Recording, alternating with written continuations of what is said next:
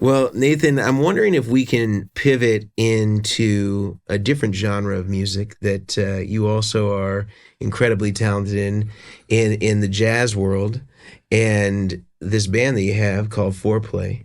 Hey. And you've written some tunes, you've played on some tunes, and it's really been really cool as just a person who's a fan of you and the music, and also of a lot of the members of Fourplay. It's kind of had a revolving door on a lot of people. You guys have had a lot of different guitar players. You've had 3 guitars. You've had Lee Ritenour. Right. You've had Larry Carlton. Right. You've had the late great Chuck Loeb.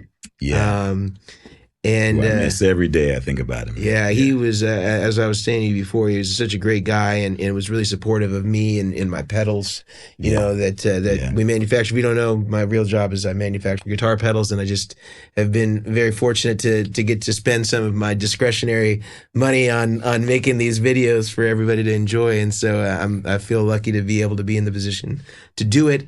But man, Chuck was always just a champion of everything that we were doing, and I was so appreciative to him. I was so sad to see him go. No, he left some really good music with us, though. He absolutely did, and boy, that he could play the guitar. Those Sadowskis, exactly. Never sounded better.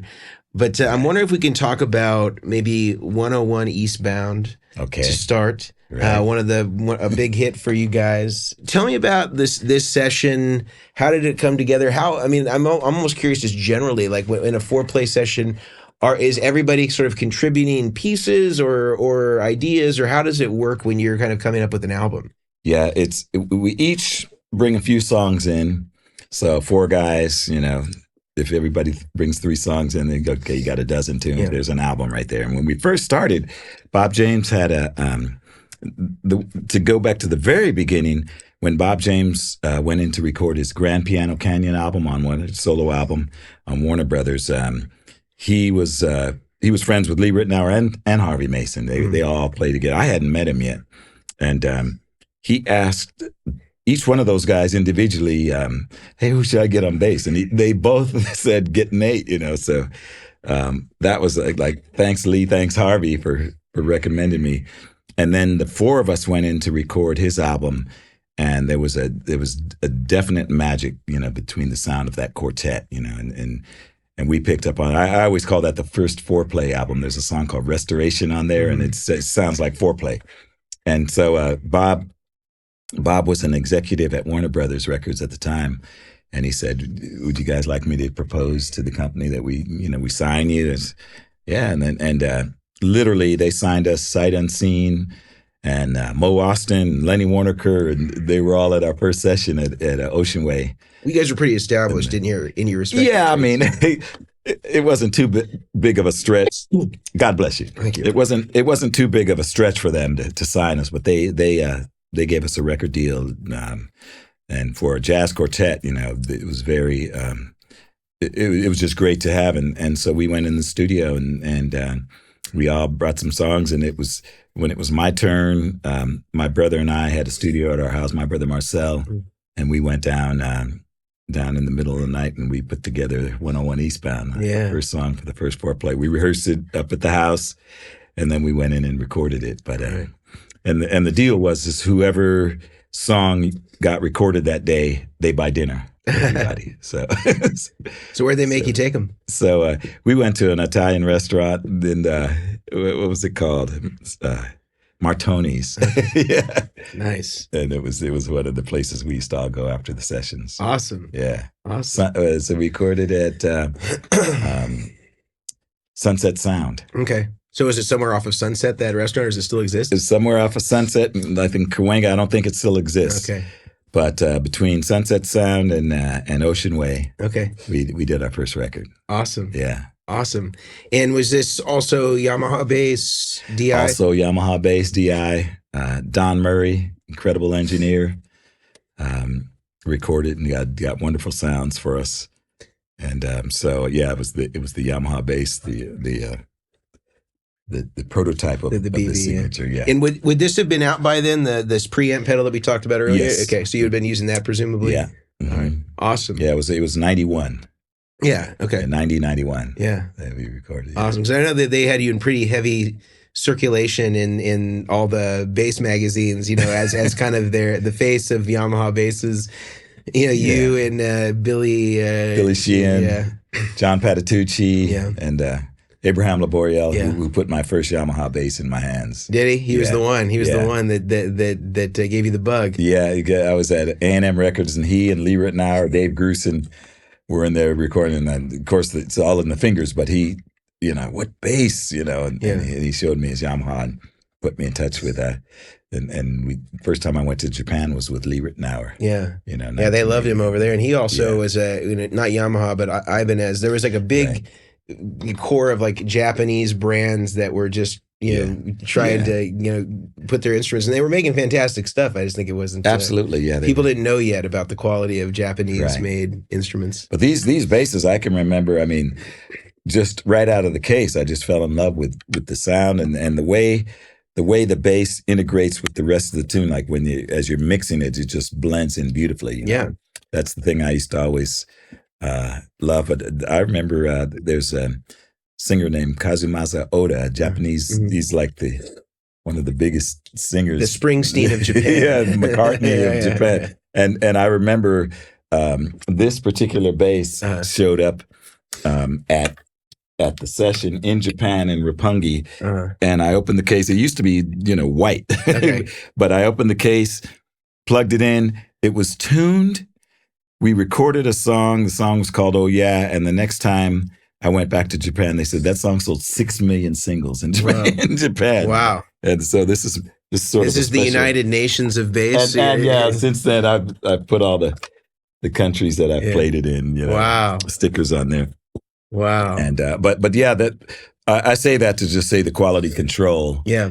When you can open a case, pull a bass out, and without even tuning, plug it in and record a song. Well, as you said with the Klotz Cable, it's all about reliability. You're making your living doing this, and you got to be able to trust your tools. So absolutely. Yeah, I dig that. Well, I'm wondering if I can entice you to play a little bit of 101 Eastbound and get to hear some of that signature Nathan East tone on there.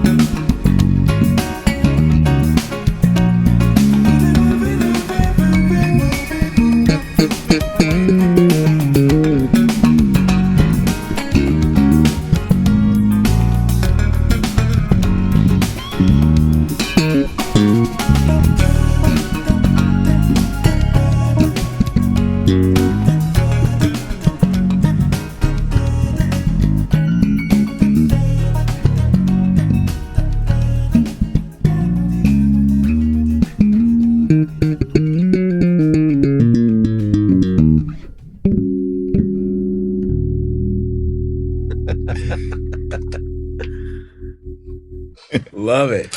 Love it. Yeah. Boy, that's a great one. The guys did a great job.